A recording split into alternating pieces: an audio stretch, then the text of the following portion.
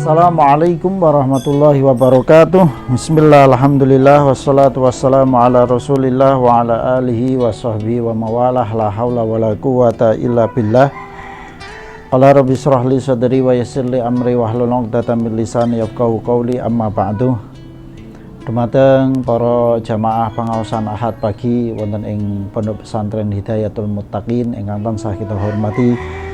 Mugi-mugi Allah Subhanahu wa taala tansah paring kanikmatan, karahmatan, hidayah, inayah dhateng kita panjenengan sedaya sehingga kita panjenengan sedaya tansah dipun paringi istiqomah anggenipun ibadah dhateng Allah Subhanahu wa taala. Allahumma amin. Para jamaah sedaya ingkang tansah kita hormati, monggo kita lajengaken pengaosan tafsir Al-Ibris sapunika wonten ing juz 3 halaman 121. Surat Ali Imran badhe ayat ketiga kalian sekawan. Monggo kita wiwiti. Bismillahirrahmanirrahim. Nazzala nurunake sapa Allah alaika ing atase sira alkitaba ing kitab Al-Qur'an bil haqqi kelawan bener musaddiqan tur hale ambeneraken lima maring barang baina yadaihi kang ana sak ngarepe Quran. Wa anzala lan nurunake sapa Allah at-Taurata ing kitab Taurat wal Injila lan ing kitab Injil. Min qablu saking sedurunge Al-Qur'an hudan hale dadi pituduh linnasi marang manungsa. Wa anzala lan nurunake sapa Allah al-Furqana ing kitab Furqan. Innal ladina setuhune wong akeh kafaru kang padha kafaru kang padha kafir sapa alladina bi ayatillahi kelawan pira-pira ayate Gusti Allah lahum itu kedue alladina adabun utawi siksa azimun kang banget. Wallahu tawi Gusti Allah iku azizun dat kang menang duntiqami tur anduweni siksa.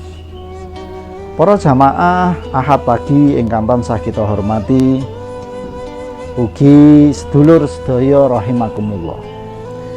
Wonten ing ayat kedua kalian ayat ketiga dan ayat keempat wonten ing surat Ali Imran.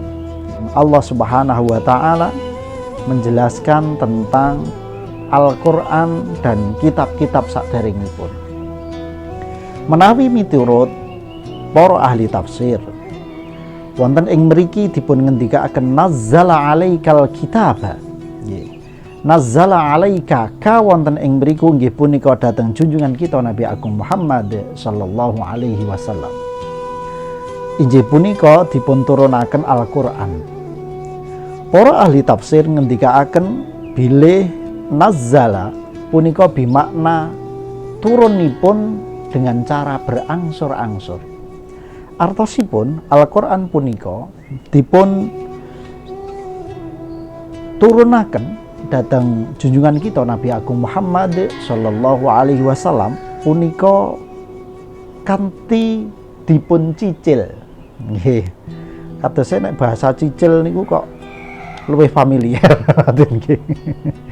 Luwih familiar. Nah, wonten mriki dengan cara ingkang mekaten punika banyak faedahipun. Ingkang pertama paling boten faedah manfaat inggih punika kanthi dipun turunaken Al-Qur'an dengan masa jangka waktu yang tidak pendek antawis 22 sampai 23 tahun. Ingkang pertama inggih punika supados wahyu punika Al-Qur'an punika benar-benar waget berinteraksi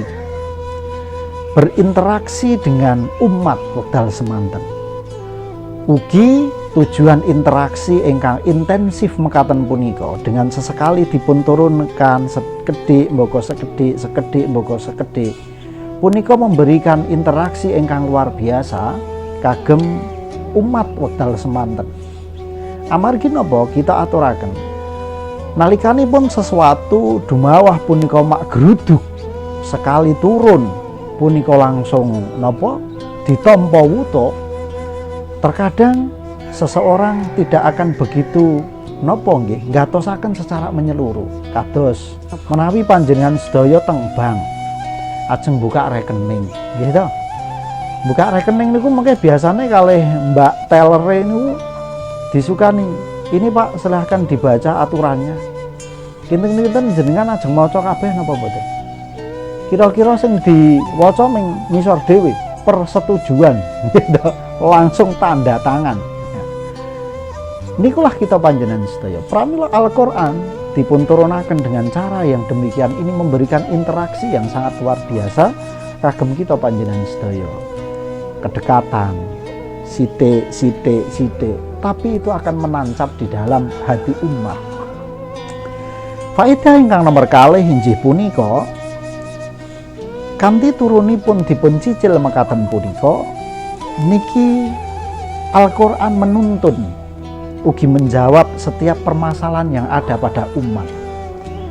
Dan punika badhe mancep sanget Al-Qur'an punika di dalam keseharian umat. Karena napa? Langsung merasakannya.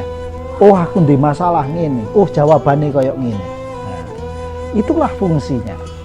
Lajeng fungsi ingkang nomor 3 inggih punika waget menguatkan manahipun junjungan kita Nabi Agung Muhammad sallallahu alaihi wasallam lan ugi menguatkan keimanan para umat, para sahabat wekdal semanten. Amargi punapa? Amargi di dalam selama perjalanan bangun keimanan keislaman punika Kanjeng Nabi selalu mendapatkan napa nggih tekanan-tekanan ingkang luar biasa saking tiang-tiang ingkang boten remen dengan risalah nubuwah punika. Pramila dengan kehadiran malaikat Jibril membawa wahyu Allah secara napa dipun cicil mekaten, ketika Kanjeng Nabi nembe gundah wonten hiburan kepanggih kalian malaikat Jibril nggih, diberikan lagi wahyu saking Allah Subhanahu wa taala. Nah, ini sebagai penguat jiwa hati Rasulullah Muhammad sallallahu alaihi wasallam. Nah, termasuk ugi estunipun dengan cara turunnya seperti ini itu lebih mempermudah kita memahami isi kandungan Al-Qur'an. Karena napa? Disesuaikan dengan konteksnya. Pramila wonten asbabun nuzul, nggih sebab-sebab turunipun ayat Al-Qur'an. Ini membantu sekali dateng napa memahami Al-Qur'an. Lajeng Al-Qur'an ugi kagem membenarkan kitab-kitab ingkang tumurun sakderengipun. Nah, wonten mriki yang menarik menawi Taurat Injil punika mboten nazzal tapi anzal. Wa anzalat Taurat wal Injil. Punika mufassir ngendikaken kalau Taurat, Injil dan kitab-kitab selain Al-Qur'an niku turunnya langsung satu Quran, satu kitab utuh langsung diberikan. Tidak dicicil seperti Al-Qur'an. Nah, wonten ing mriki Al-Qur'an sebagai pembenar datang kitab Taurat, kitab Injil dan kitab-kitab yang sebelumnya. Asalkan wonten ing mriku kitab-kitab sebelumnya tersebut seperti Injil dan Taurat adalah kitab-kitab yang masih murni asli adanya. Kepripun kita waget mangertosi bahwa kitab-kitab punika tasih asli lan murni inggih punika ketika kandungan dalam akidah, dalam syariah, dalam akhlaknya itu tidak berbenturan kalian Al-Qur'an. Nah, pramila kita aturaken menawi ingkang sapunika beredar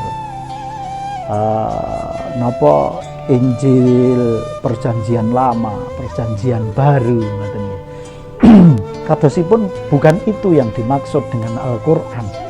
Bukan itu ingkang dipun benaraken Al-Qur'an. Amargi di Perjanjian Lama kata sangat hal-hal ingkang tidak sesuai kalian Al-Qur'an dalam akidah, dalam syariah dan lain sebagainya.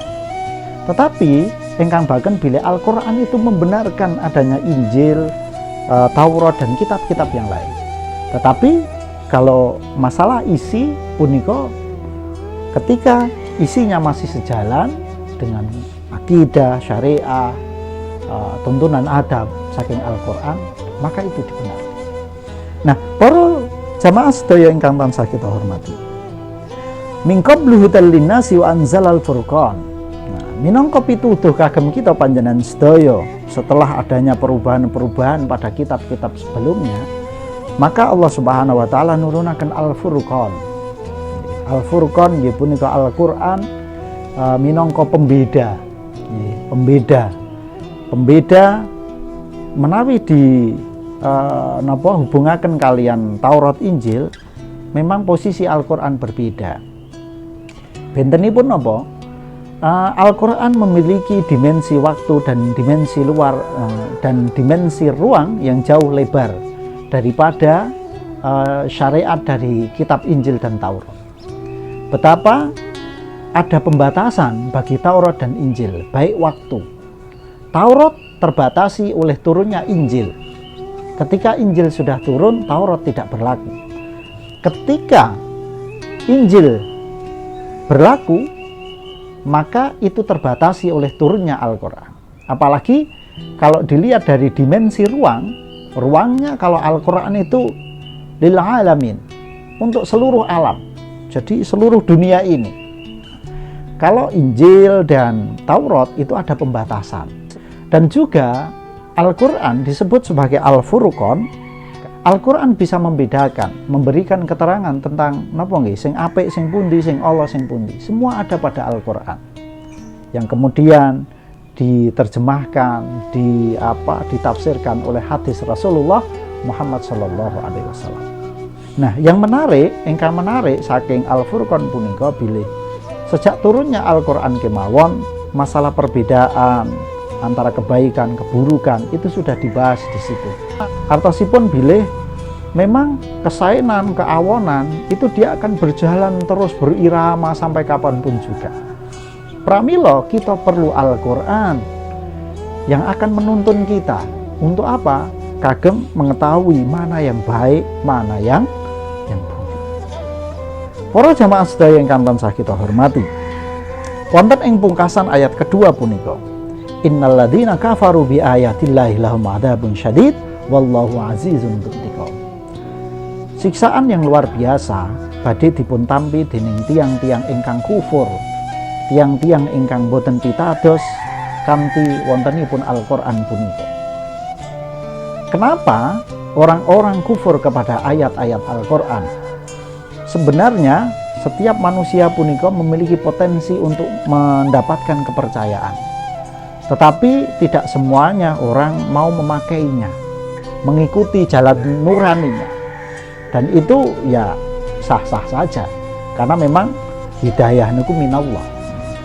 Ketika namun sebenarnya semua potensi sudah diberikan oleh Allah Subhanahu wa taala untuk seseorang bisa memahami tentang akidah Al-Qur'an, tentang syariat Al-Qur'an, tentang akhlak Al-Qur'an. Karena begini, setiap orang saya yakin bisa merasakan akhlak Al-Qur'an. Kebaikan-kebaikan manusia yang dituntunkan oleh Al-Qur'an, setiap manusia bisa merasakannya. Tetapi tidak semuanya menjangkau sampai pada sisi syariah dan sisi akidah. Nah, oleh karena itu, potensi-potensi yang seperti ini terkadang tidak digunakan, mboten dipenggalihke, tidak dipakai oleh tiang-tiang ingkang kufur datang ayat-ayat Al-Qur'an.